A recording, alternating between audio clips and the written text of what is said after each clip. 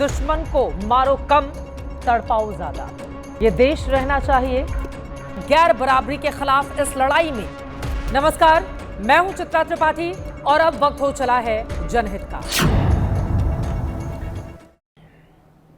Orient bell tiles studio से आप देख रहे हैं एबीपी न्यूज। नमस्कार, मैं हूं चित्रा त्रिपाठी और आप देखना शुरू कर चुके हैं जनहित। देश में इन दिनों ब्राह्मणों को लेकर बवाल मचा हुआ है। पिछले कुछ दिनों से जो बड़ी खबरें बन रही हैं उनमें ब्राह्मणों को टारगेट किया जा रहा है, अपशब्द बोले जा रहे हैं, उन्हें अपराधी, षड्यंत्रकारी और नकारात्मक रूप में दिखाने का ट्रेंड चल पड़ा है। घटनाएं अलग अलग लेकिन संदर्भ एक जैसे। क्या इनका सूत्र एक ही है? क्या घटनाएं महज इत्तेफाक हैं या किसी सोच का प्रतिबिंब है? चार अलग अलग तस्वीरें आपको दिखा रहे हैं। सबसे पहले बड़ी खबर सिनेमा से कर लेते हैं। घूसखोर पंडित फिल्म को लेकर देश भर में संग्राम छिड़ा हुआ है। पंडितों के खिलाफ बॉलीवुड की डर्टी सोच को लेकर लोग हंगामा कर रहे हैं, प्रदर्शन कर रहे हैं, फिल्म को बैन करने की मांग की जा रही है। लोगों का कहना है कि क्रिएटिविटी और क्रिएटिव फ्रीडम के नाम पर पंडितों के खिलाफ गंदगी परोसने की इजाजत नहीं दी जा सकती। दूसरी बड़ी खबर यूपी के देवा शरीफ से एक तिलकधारी युवक दरगाह के बाहर रोक दिया गया। ओए पंडित कहकर उसके साथ अभद्रता की गई। आरोप है कि एक मुस्लिम दुकानदार ने जबरन उसका तिलक पानी से धो दिया।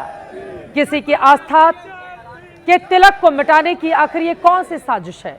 ये खबर भी विस्तार से पहुंचाएंगे आप तक। बिहार के दरभंगा से तीसरी बड़ी खबर, जहां पर सोशल मीडिया पर कई दिनों से चर्चा है कि ब्राह्मणों पर सामूहिक मुकदमे दर्ज किए गए हैं। पूरी खबर क्या है, वायरल स्टोरी के सच की तह तक हम जाने वाले हैं। और चौथी तस्वीर आपके सामने है यूजीसी नियमों के विरोध से जुड़ी हुई। जहां बहस शिक्षा नीति की होनी चाहिए थी, वहां ब्राह्मणों को मनुवादी कहकर टारगेट किया जा रहा है, अपशब्दों के जरिए निशाने पर लिया जा रहा है और इसकी बाढ़ सी आ गई है। यह खबर दरअसल सिर्फ जाति से जुड़ी हुई नहीं है। सवाल आस्था व्यवहार का है, व्यवस्था का है। सवाल समाज में भर रहे नफरत का है। सवाल सामाजिक ताने बाने को हो रहे नुकसान का भी है। क्यों ब्राह्मणों को सामाजिक और राजनीतिक रूप से निशाना बनाया जा रहा है? क्यों जाति के नाम पर ब्राह्मणों को लगातार निशाने पर लिया जा रहा है? क्यों धर्म के बहाने भी ब्राह्मणों का ही उत्पीड़न किया जा रहा है? क्या समाज में ब्राह्मणों के खिलाफ कोई टूल किट काम कर रहा है? क्या संख्या कम है, इस वजह से ब्राह्मण सॉफ्ट टारगेट बन चुके हैं? नेटफ्लिक्स पर आने वाली अभिनेता मनोज वाजपेयी की फिल्म घूसखोर पंडित को लेकर देश के अलग अलग शहरों में प्रदर्शन आज भी जारी रहा। लोग सड़कों पर उतरे और ब्राह्मणों को बदनाम करने का आरोप लगाते हुए फिल्म इंडस्ट्री पर सवाल उठाए। कल मैंने जनहित में यह खबर दिखाई थी, आज उसका असर भी हो गया। वैसे इसमें कोई शक नहीं कि फिल्में समाज का आईना होती हैं, लेकिन इसका मतलब ये कतई नहीं कि उसके क्रियाकलाप समाज में नफरत का वातावरण कायम करें। जिस तरह से इस फिल्म का नाम रखा गया है वो अपने आप में दिखाता है कि ब्राह्मण को जानबूझकर घूसखोर बताया जा रहा है। सामाजिक नजरिए से देखिए तो क्या ये सवाल नहीं पूछा जाएगा कि क्या घूसखोर सिर्फ ब्राह्मण होता है? पंडित नाम से कई फिल्में पहले भी बन चुकी हैं। 1975 में रणधीर कपूर की फिल्म पोंगा पंडित सामने आई थी। इस फिल्म के टाइटल को लेकर उस समय कुछ सवाल उठे थे। 1977 में पंडित और पठान फिल्म आई। पंडित एक योद्धा नाम की फिल्म भी दक्षिण भारत में बन चुकी है। सनी देओल की फिल्म अर्जुन पंडित भी पहले आ चुकी है। इन फिल्मों को लेकर कभी सवाल नहीं उठे क्योंकि इनके नाम में अपमान का भाव नहीं था।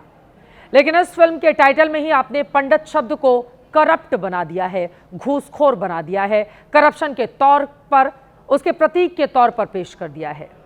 आज देश के नेताओं ने भी इस नाम पर अपनी आपत्ति जताई है। ब्राह्मणों का मान बंद करो, पंडितों का मान बंद करो। फिल्म प्रोड्यूसर को चाहिए कि कोई ऐसा नाम ना दे जिससे किसी को आहत हो। कांग्रेस पार्टी हर धर्म का सम्मान करती है, हर लोगों को लेकर चलती है। ये भारतीय जनता पार्टी की तरह नहीं है कि वो 80-20 की बात करे या कपड़ों से पहचाने जाने की बात करे। अगर किसी की भावनाएं आहत होती हैं तो भावनाएं आहत नहीं होनी चाहिए। मैं ये उम्मीद करता हूं कि उस सीरीज में ऐसा कुछ भी नहीं होगा जिससे कोई एक खास वर्ग, कोई विशेष समूह आहत हो। जिस ढंग से फिल्मी दुनिया के लोग भारत की संस्कृति को और खासकर ब्राह्मण समाज को टारगेट कर रहे हैं, बहुत ही निंदनीय है। इस प्रकार के जो चलचित्र हैं वो समाज में प्रदर्शित नहीं होने चाहिए।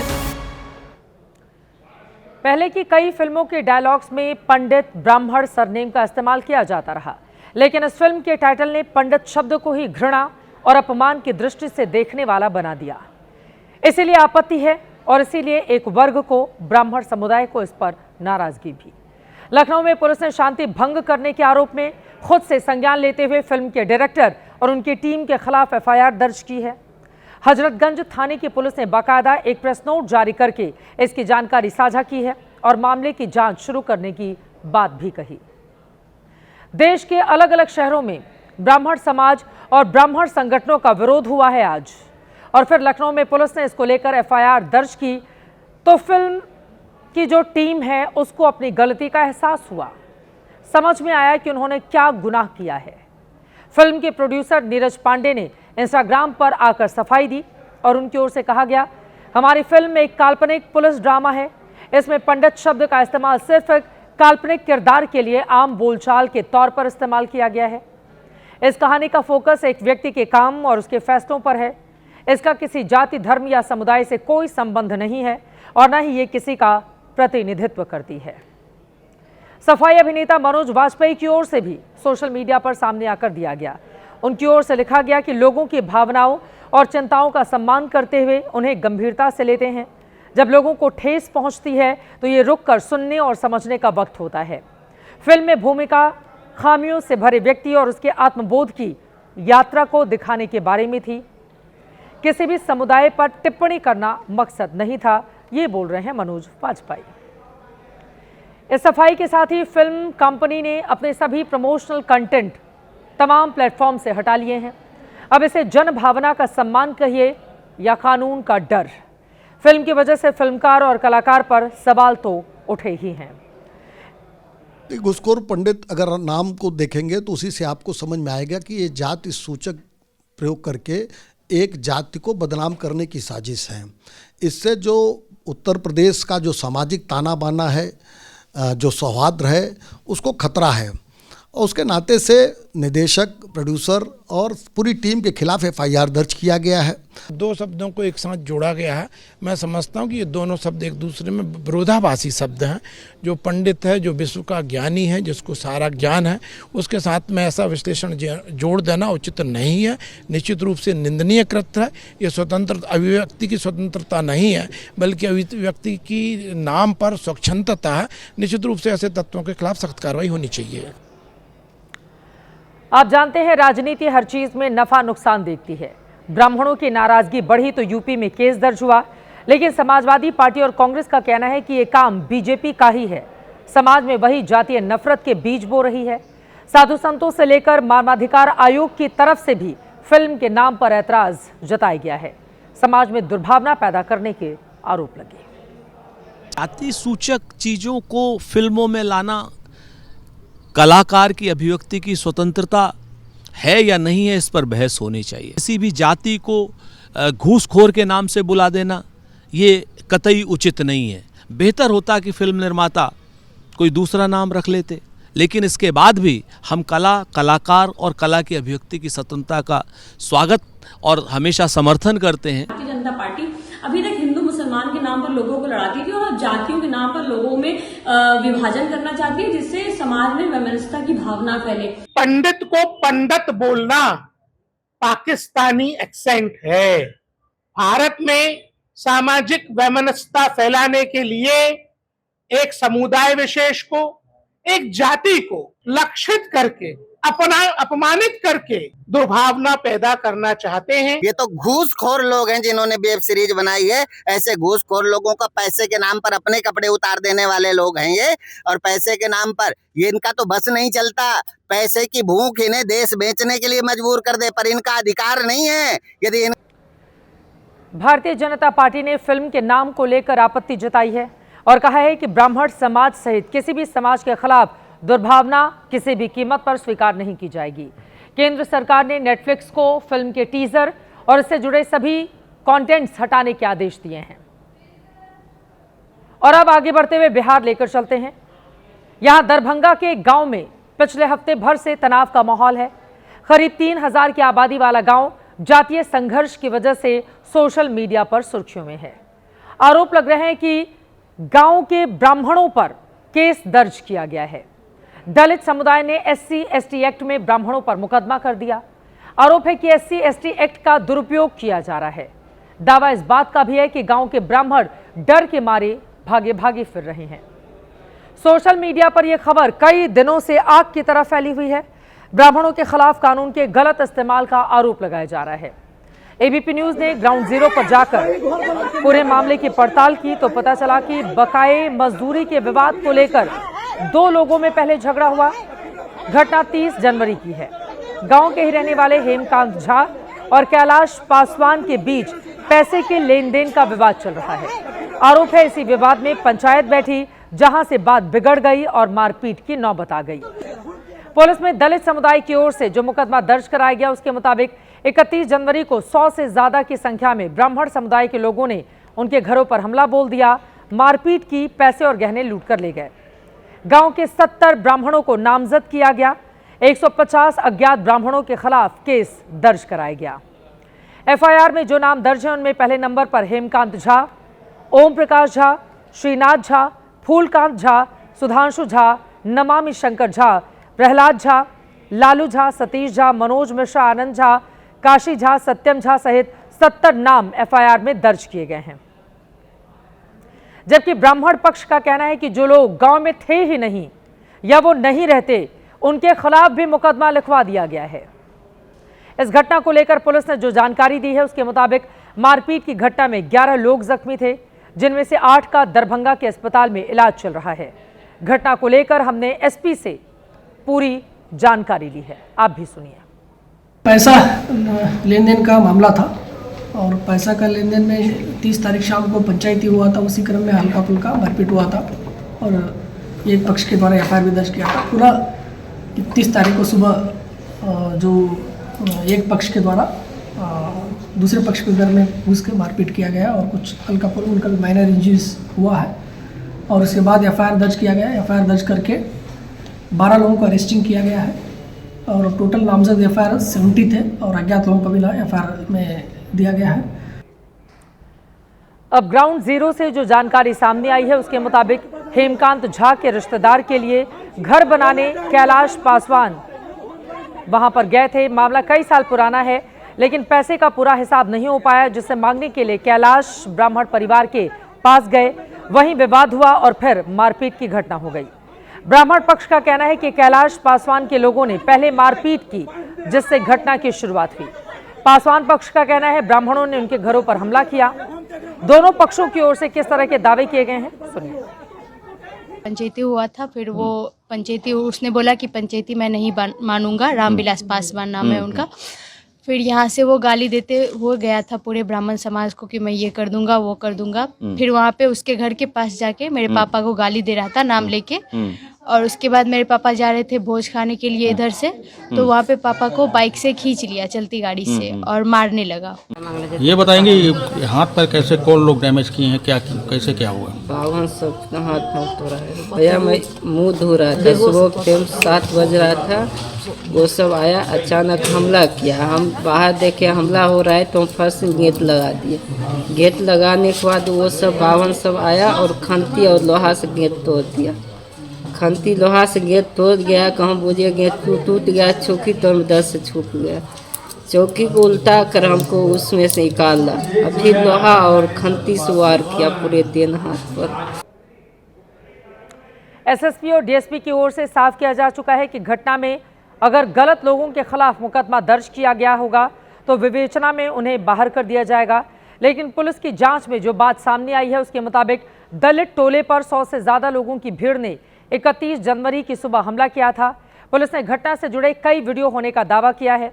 पुलिस उन लोगों को नोटिस भी भेज रही है जिन्होंने इस घटना में गलत तथ्य सोशल मीडिया पर प्रस्तुत किए हैं।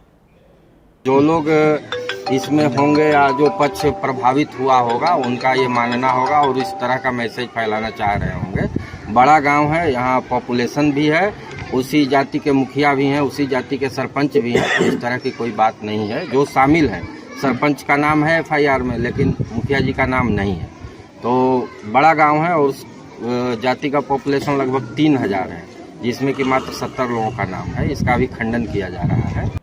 दरभंगा के SDPO को आप सुन रहे थे, जिनकी ओर से विस्तार से जानकारी दी गई है। वहीं बिहार विधानसभा में भी आज ये मुद्दा उठा। बीजेपी के विधायक मुरारी मोहन झा ने एक तरफा कार्रवाई करने का आरोप लगाते हुए निष्पक्षता से जांच की मांग की है। बीजेपी के नेता और मंत्री लखेंद्र पासवान ने कहा कि पुलिस कार्रवाई कर रही है। हरिनगर गांव में कुछ असामाजिक तत्व के द्वारा व्यक्तिगत मामला को जातिगत रंग देकर एक ही समुदाय के पूरे गांव के लोगों को SC/ST एक्ट के तहत अभियुक्त बनाया गया है, जो कि अत्यंत चिंताजनक है। निष्पक्ष जांच कर दोषियों के खिलाफ कार्रवाई की मांग करता हूं। के साथ उनके परिवारों के साथ मारपीट की गई और मारपीट करने के बाद दर्जनों लोग PMCH में भर्ती है। उसी आधार पर FIR दर्ज हुआ है। जो भी दोषी है वह बचे नहीं और जो निर्दोष है वो फंसे नहीं।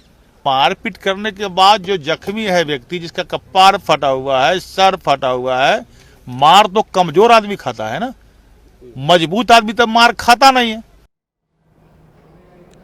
पूरे मामले का पूरा सच देश के सामने आना चाहिए। जो दोषी हो उसे बख्शा नहीं जाना चाहिए और जो निर्दोष हो उनको फंसाने की कोशिश जिन लोगों की ओर से की गई है उनके खिलाफ भी कार्रवाई जरूर होनी चाहिए।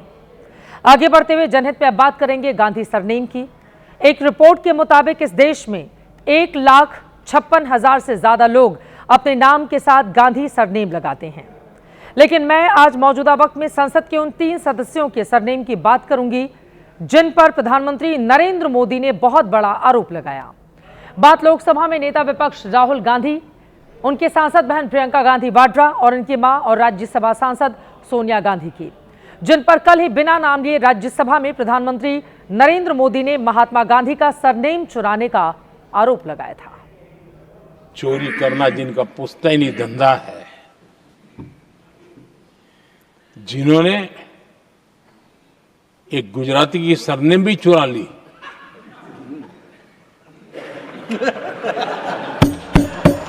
महात्मा गांधी की सरनेम चुरा ली, ये लोग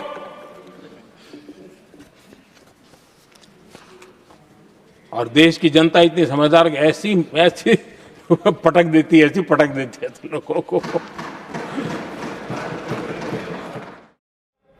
प्रधानमंत्री मोदी ने ये बात राज्यसभा में राष्ट्रपति के अभिभाषण पर धन्यवाद प्रस्ताव के समापन भाषण में कही। पीएम के मुंह से गांधी सरनेम चोरी वाली बात सुनकर एनडीए के सांसदों ने खूब ठहाके लगाए। पीएम के तंज भरे आरोप पर आज प्रियंका गांधी वाड्रा से जवाब मांगा गया तो उन्होंने क्या प्रतिक्रिया दी है, देखिए। पीएम कह रहे हैं कि गांधी सरनेम चुरा लिया।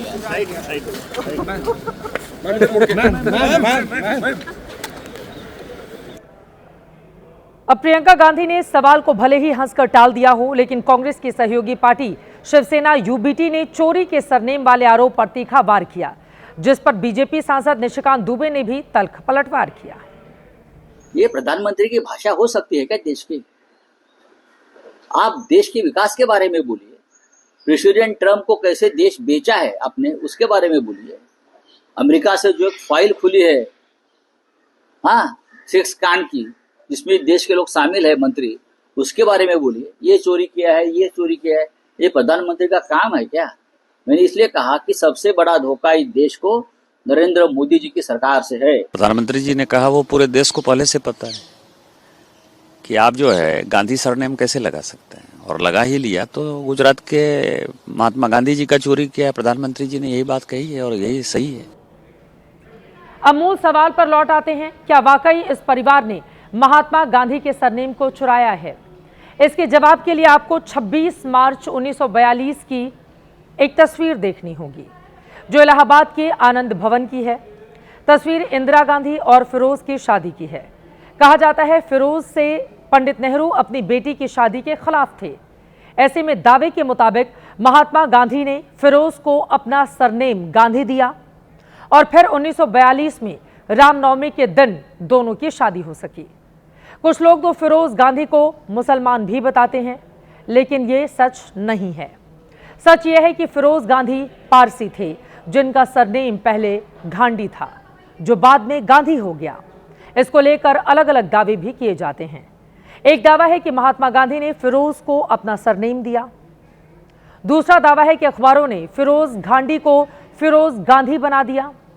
तीसरा दावा है खुद फिरोज गांधी ने महात्मा गांधी से प्रभावित होकर अपना सरनेम गांधी रख लिया। अब एक एक कर इन दावों की पड़ताल भी कर लेते हैं। सवाल यह है कि वाकई इंदिरा गांधी के पति का सरनेम पहले गांधी था। इसके लिए आपको स्वीडन के पत्रकार बर्टेल फॉक की किताब फिरोज द फॉरगॉटन गांधी के पन्नों को पलटना होगा। इस किताब के मुताबिक फिरोज गांधी का जन्म बॉम्बे के एक पारसी परिवार में हुआ था। उनके पिता का नाम जहांगीर फरीदून गांधी और मां का नाम रतिमाई गांधी था।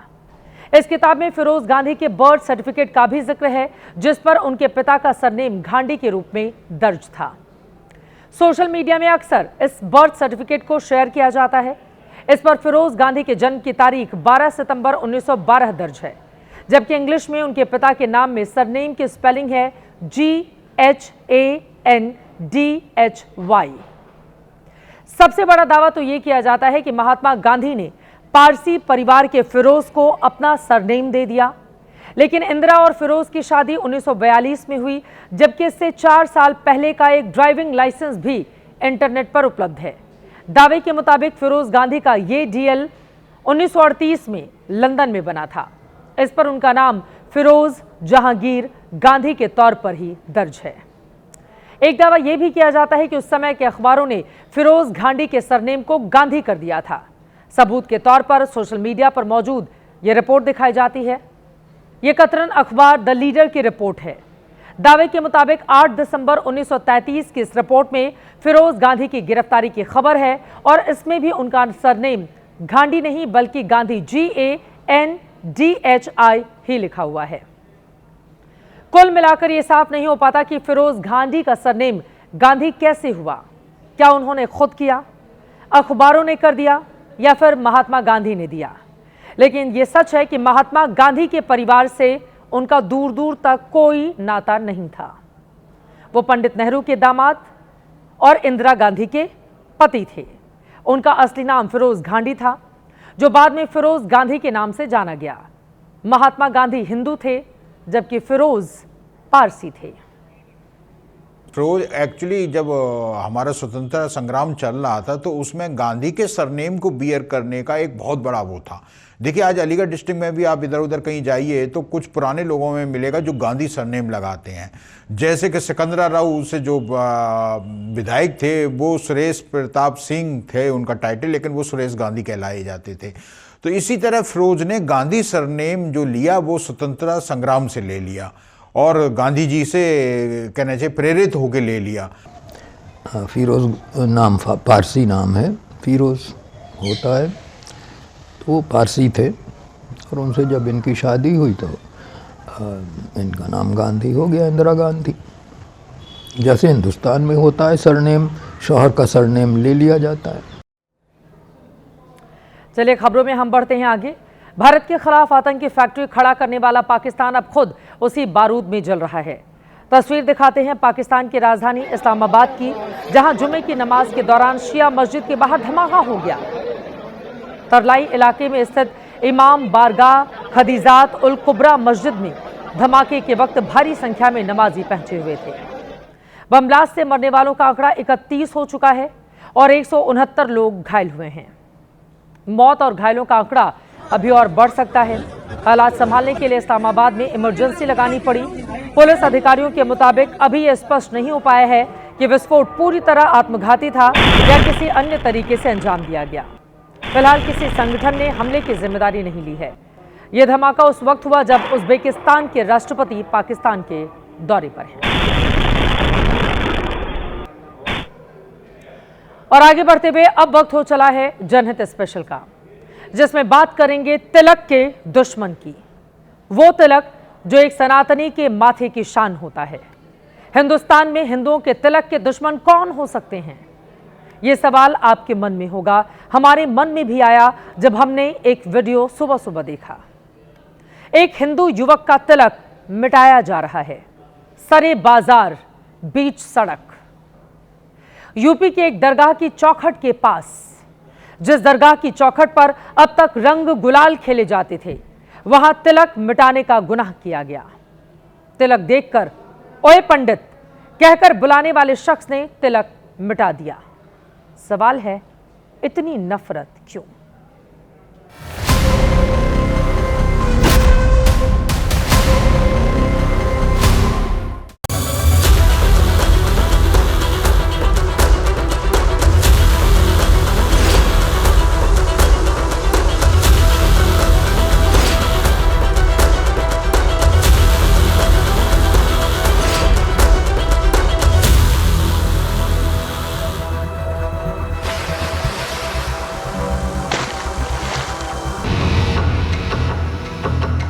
लखनऊ की सरहद से सटी बाराबंकी की ये वो देवा शरीफ दरगाह है।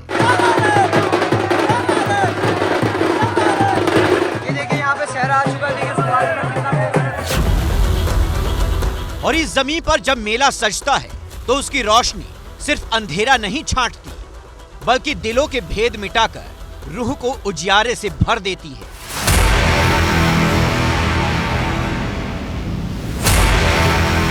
आज उसी दरगाह की गंगा जमुनी तहजीब पर लगा है दाग, तिलक मिटाने का दाग।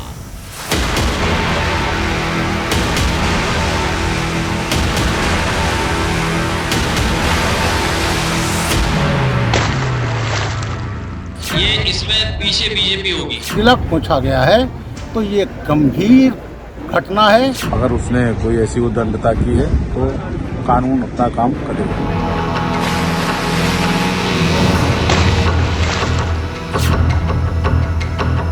इस कट्टरपंथी सोच का पूरा पोस्टमार्टम करेंगे, देवा शरीफ दरगाह की अहमियत बताएंगे, लेकिन सबसे पहले तस्वीरें जो आज हर हिंदुस्तानी को देखनी चाहिए।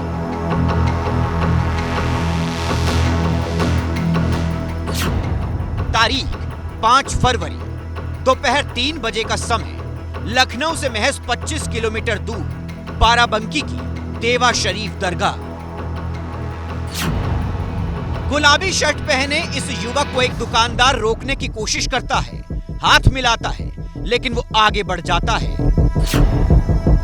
2 दुकान के बाद टोपी पहने एक दुकानदार अचानक उसके सामने आता है, दोनों हाथों से उसके सिर को पकड़कर झकझोरता है और उसे दबोचते हुए आगे बढ़ता है और दुकान से पानी की बोतल उठाता है और सीधे उसके माथे पर डाल देता है। युवक का तिलक जबरदस्ती धुलवाया जाता है। फिर उसके हाथ में कपड़ा देता है। जब वह युवक आगे बढ़ने की कोशिश करता है तो वापस अपनी तरफ खींचकर उसे कुछ बताने लगता है।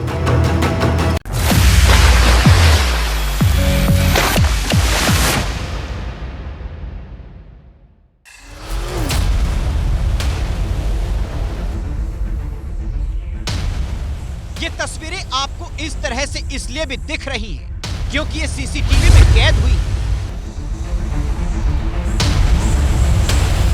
इसका अब तक कोई मोबाइल वीडियो सामने नहीं आया है। ये सब जब हो रहा था, दरगाह के बाहर एक ब्राह्मण का तिलक मिटाया जा रहा था। तब वहां 25 से ज्यादा लोग दिख रहे थे, आ जा रहे थे, लेकिन किसी ने दरगाह के बाहर ब्राह्मण के साथ हो रहे अन्याय पर कुछ नहीं कहा। सब तमाशबीन बने रहे।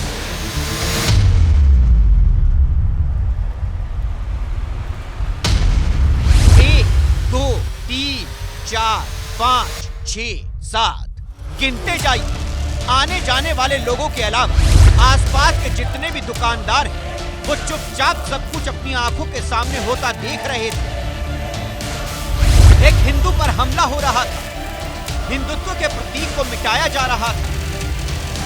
कोई हंस रहा था, कोई बेफिक्र होकर निकल रहा था। जिस तिलकधारी के साथ ये बदसलूकी हुई उसके बारे में आपको बताएं, उससे पहले कुछ सवाल जरूरी हो जाते हैं। क्या दरगाह पर तिलक लगाकर जाना गुनाह है? दरगाह के बाहर एक हिंदू के साथ ऐसा सलूक सोची समझी साजिश है? क्या दरगाह पर हिंदुओं की एंट्री बैन करने की यह हरकत की गई है? देश की एकमात्र ऐसी दरगाह जहां होली खेली जाती है, वहां होली से ठीक पहले ऐसी नफरती हरकत के पीछे क्या वजह है? नफरत की इस तस्वीर के पीछे की कहानी जानिए। इस युवक का नाम है हरीश शर्मा। हरीश अपने पड़ोस में रहने वाली महिला के साथ इस दरगाह पर चादर चढ़ाने गया था। जब महिला दरगाह के भीतर गई तो बाहर खड़े हरीश को दुकानदार ने उसे ओए पंडित कहकर बुलाया और जबरदस्ती उसका दिल धुलवा दिया गया। मेरे साथ था और उसके बाद में जब हम चले गए, इसके बाद में इसको जो है जबरदस्ती पकड़ाई गई, इसका तिलक विलक सब धोया गया है। अच्छा। और ये जबरदस्ती नहीं ठीक है, गलत चीजें हैं। हरीश इसके बाद सीधे थाने पहुंचा और पुलिस को शिकायत दी। पुलिस ने सीसीटीवी वीडियो के आधार पर एफआईआर दर्ज करके आरोपी दुकानदार जावेद को गिरफ्तार कर लिया है।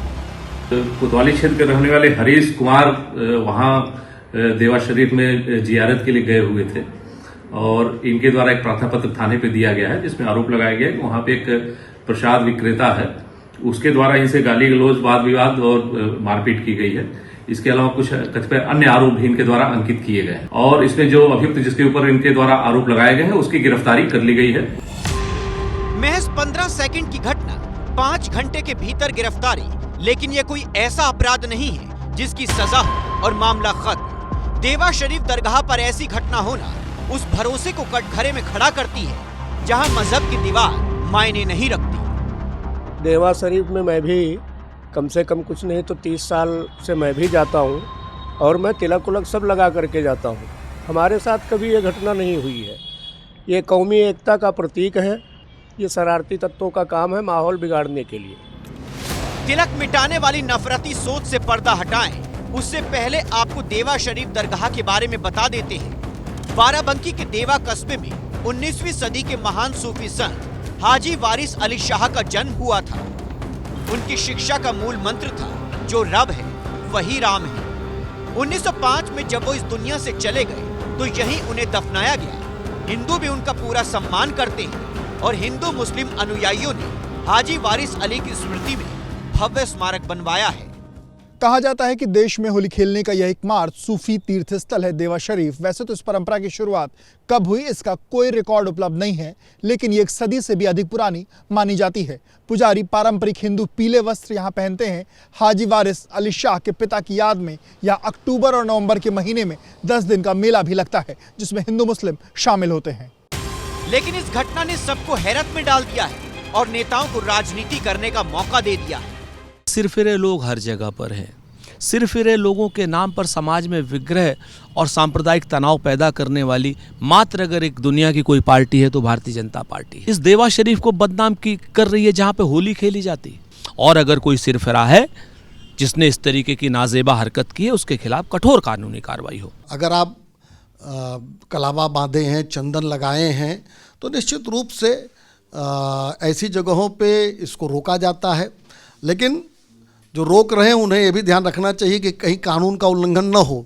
और हमको लगता है कि ऐसी जगहों पे जाने की आवश्यकता क्या है।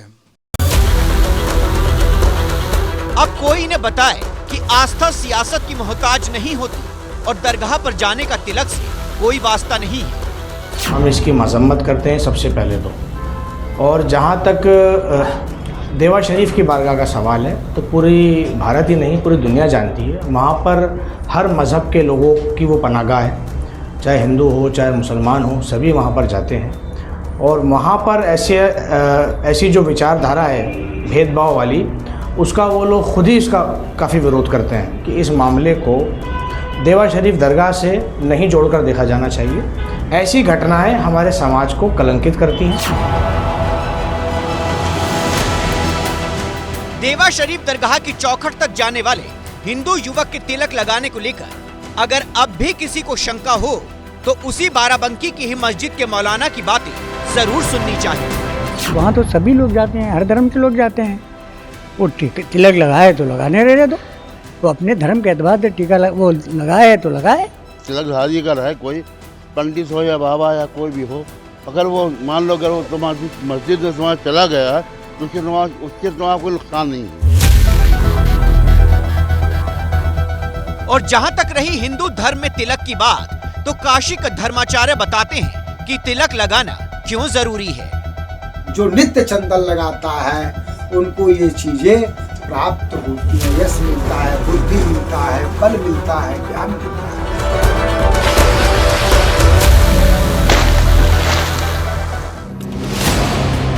तिलक के दुश्मनों की इस हरकत पर आपने नेता, पंडित, मौलवी को सुना।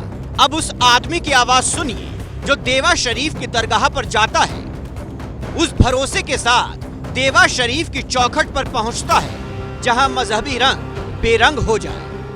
ऐसा करना ये गलत है। इसमें इस्लाम में भी ऐसा नहीं है कि किसी को तकलीफ देना नाजायज है।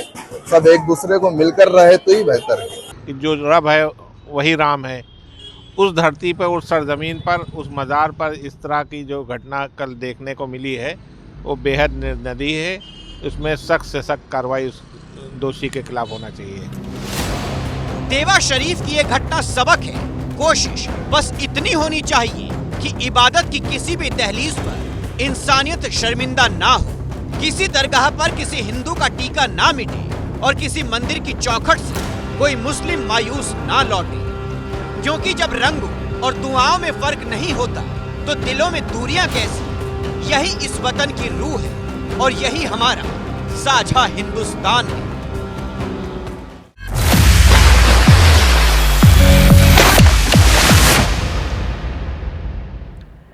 और अब आज का जनहित मंत्र। झूठ बोलने पर झूठ याद रखना होता है, जबकि सच बोलने पर कोई भी बात आपको याद रखने की जरूरत नहीं पड़ेगी। इसीलिए हमेशा सच बोलें। इसी के साथ जनहित में मेरे साथ अभी के लिए बस इतना ही।